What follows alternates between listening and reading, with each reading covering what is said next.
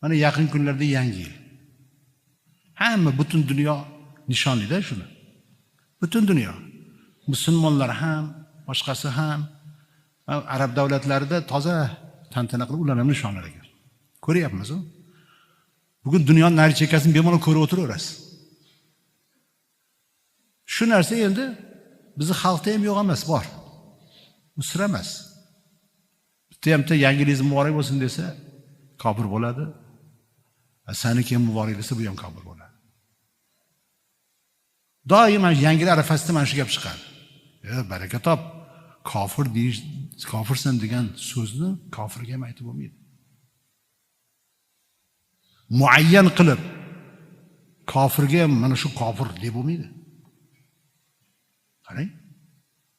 Ha, musulmonlik da'vo qiladi. Musulmonlarda hammasini kofirga chiqarib baraka topasanmi? Baraka topasanmi? Nega desa, kofirlar bayramini tabriklayapti.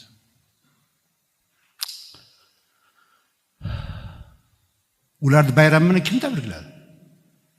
Pasxa degan narsa bayrami bormi? Bor yana. Bormi? Kim, qaysi musulmonga Pasxang muborak deyapti? Bormi shunaqa gap? Deganni eshitgansizmi? Yo Rojdestvo? Ha, mana millatlarda bor. Qaysi musulmonga Rojdestvo muborak deyapti? Deyaptimi? Yangi yil bizi dunyoviy muomalalarimizda iste'moldagi bo'lgan taqvim bo'yicha yangi yil bo'lyapti. Bunga hamma dunyoviy ishlarni shu taqvim bilan olib boradi. Musulmoni ham, g'ayridini ham hammasi. Shu yangi bo'lyapti ekan, muborak bo'lsin. Muborak bo'lsin degan nima degan? Shu yil barakali kelsin degan. Alloh barakasini bersin degan. Shu boshqa niyatda aytmaydi musulmon. Ya boshqa niyatda aytadimi? Aytmaydi. O'sha sen kofirsan, shuni tilga olding degan odamga siz ayting. Siz ayting.